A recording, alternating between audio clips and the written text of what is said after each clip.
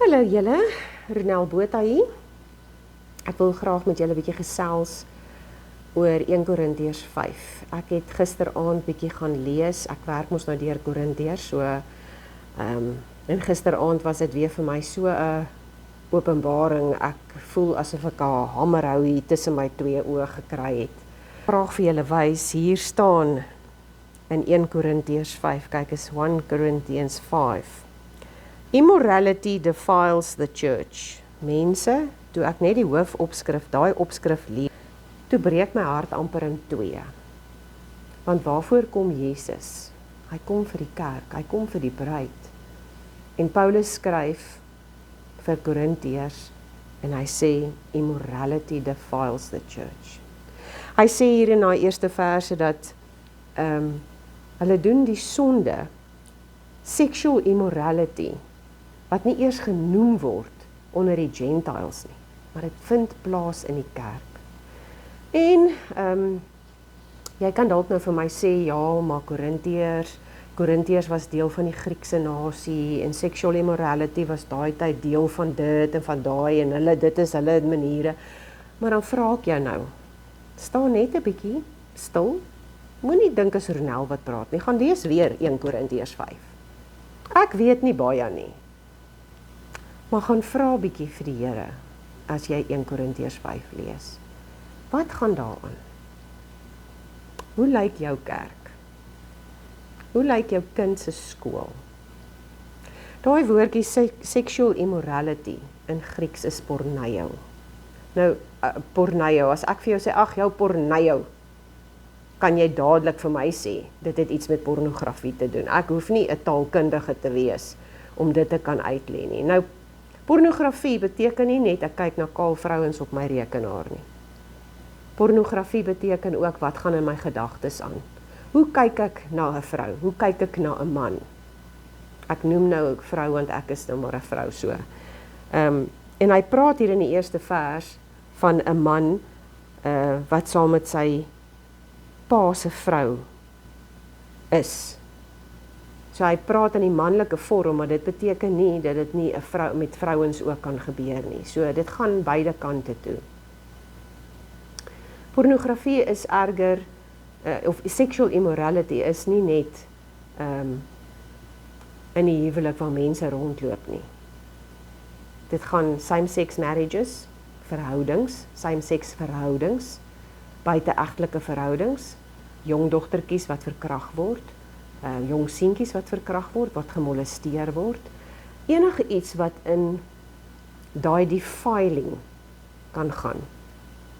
En hier praat Paulus met die kerk, met broers en susters.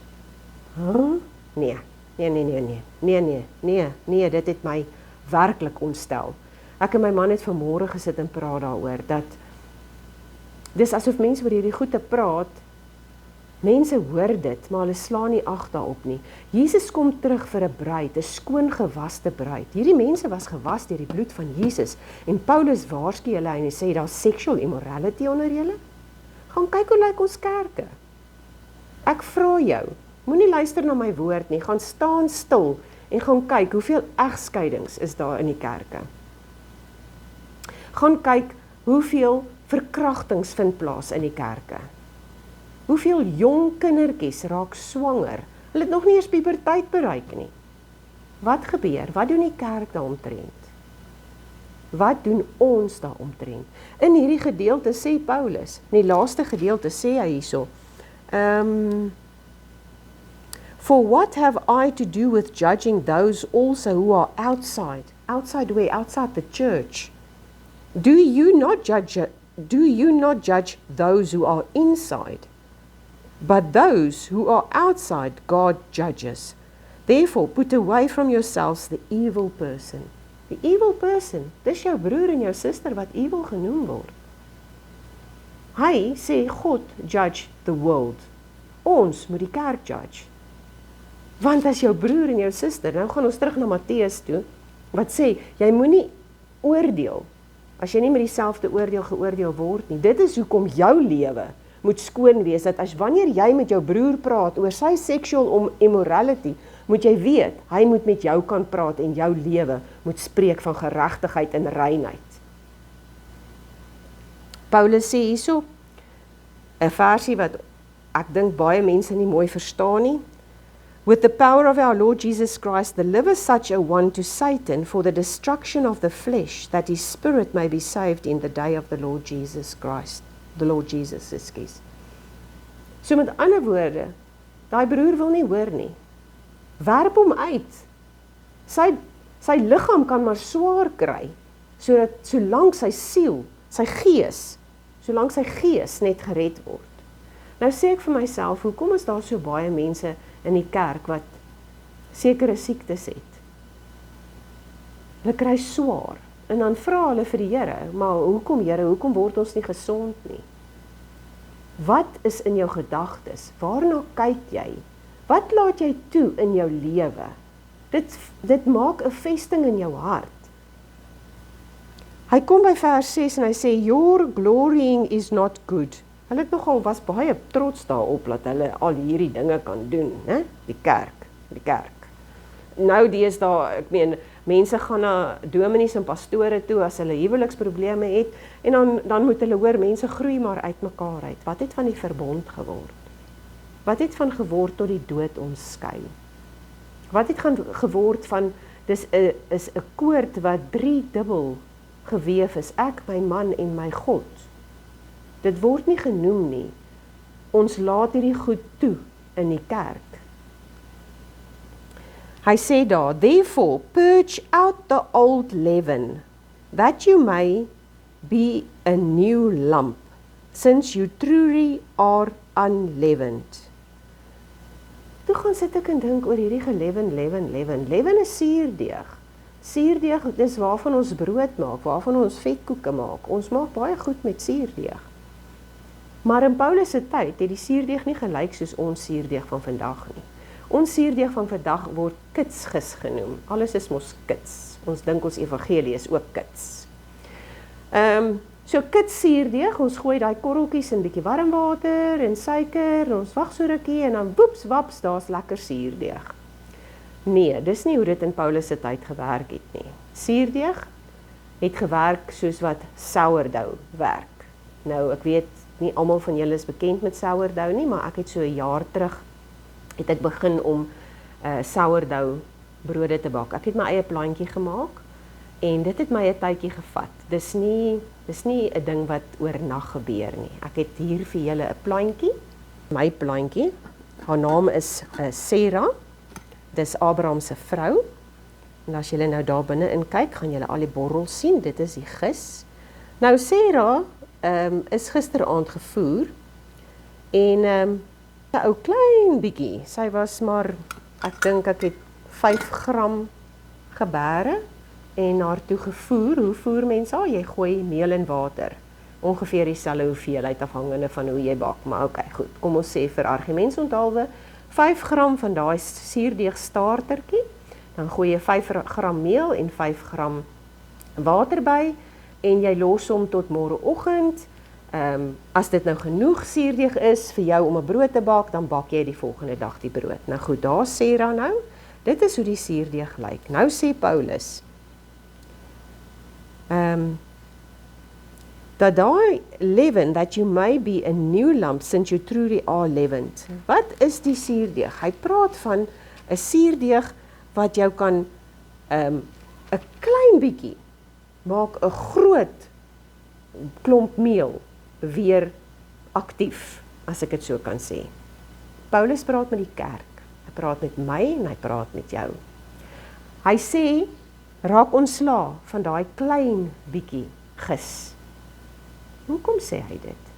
Want dit het vir my soos 'n eye-opener gewees, want ek het dit nooit besef nie. Maar suurdeeg, hierdie sourdough, daai 5 gram berg ek in die yskas. Hy slaap in die yskas. Daai sourdough plantjie word wakker gemaak die oomblik wat hy voeding kry. Ek en jy, die kerk, die bruid, het 'n immorality binne in ons. En ek wil nie veralgemeen nie asseblief, maar daar is mense wat sit met probleme binne in hulle self. Dis dormant, daai suurdeeg lê daar, dis nooit verwyder nie. Dit vat 'n bietjie tyd, miskien moet jy hom 2 keer of 3 keer of 4 keer voer. En dan begin daai plantjie groei. Dit gis. En dan bak jy die brode. So hoor julle wat ek sê. Dis hoekom Paulus gesê het, raak ontslae van daai gis in jou midde. Werp dit uit, vernietig dit totaal, dit moenie eers naby jou wees nie. Dit moenie slymerend wees nie, want al wat dit nodig het, is voeding. En met daai voeding, kan dit die mense langs aan jou, wat in die kerk is, aanraak en negatief beïnvloed. En dit is hoekom hy sê, hy praat van die Passover. Ons weet almal wat die Passover gebeur het. Daar het God gesê, die leaven moet van julle verwyder word. Hulle het ongesuurde brode geëet. Therefore let us keep the feast, not with old leaven, not with leaven of malice and wickedness, but with the unleavened bread of sincerity and truth. Hy sê daarso, I wrote to you in my epistle not to keep company with the sexually immoral people. En hy sê daar, ek sê nie vir julle, bly weg van die wêreld af nie, want dan moet jy jouself heeltemal onttrek van die wêreld. So Paulus weet, die wêreld is gecontaminate. Paulus weet, sexual immorality is oralste. Ek en jy weet dit, dis oralste. Maar hy praat hier van my broers en my susters, mense in die kerk. Hy sê daar, yet I certainly did not mean with the sexual immoral people of this world, or with the covetous or extortioners or idolatrous, since then you would need to go out of the world. Jy sal uit die wêreld uit moet gaan. Jy kan nie van hulle af wegbly nie. But now I've written to you, luister mooi, not to keep company with anyone named a brother who is sexually immoral, or covetous, or an idolater, or a viler, or a drunkard, or an extortioner, not even to eat with such a person. My broer en my suster moet asseblief nie aanstoot neem as ek nie by jou gaan eet nie, as ek nie saam met jou gaan kuier nie, as ek nie my voete onder jou tafel gaan sit nie, as jy nie hoor, wanneer jy gewaarsku word, om ontslae te raak van die leaven in jou lewe nie. Die leaven kan groei, en die leaven kan my aantas, en ek is nie bereid om die prys te betaal nie. Ek het die pad gestap. Ek weet hoe dit voel, om skuldgevoelens te dra, om hartseer te wees oor foute wat jy gemaak het. Raak ontslae van die leaven, toet en taal. Haal daai bottel uit jou yskas uit. Gaan gooi dit uit op die grond. Raak ontslae daarvan. Sodat jy kan wandel in die gees, dat jou geesmens oorwinning kan hê. Mense, ons is deel van die bruid van Christus. Dis tyd dat ons begin optree soos die bruid van Christus. Die kerk moet ons nou maar ongelukkig ons judgment vel. En as die kerk nie wil hoor nie, moet ons maar bid, laat die vlees vernietig word deur Satan, solank die gees net behoue kan bly. Maar ek vra mooi, gaan doen ondersoek, gaan kyk, waar laat jy nog hierdie leaven toe, om so bietjie uit te peel? Ek waarsku julle, leaven groei baie vinnig, hy kort net 'n bietjie meel, net 'n bietjie water. As daai plantjie geaktiveer is, het jy moeilikheid. Ons staan onder genade, maar ons kan nie die genade van God misbruik nie. Asseblief mense, kyk na julle geesmens. Dis bitter, bitter gevaarlik, waarvan Paulus hier praat. Dis bitter, bitter hartseer om te dink dat my broers en susters, waarvoor Jesus die prys betaal het, dit nie waardeer nie, en toelaat, dat hierdie goed binne in ons bly. Kom ons raak ontslae daarvan. Kom ons wees heilig. Kom ons wag dat ons koning ons kom haal as 'n bruid skoon gewas. Ek vra dit in Jesus naam. Ronel Botha, groet julle tot weer eens.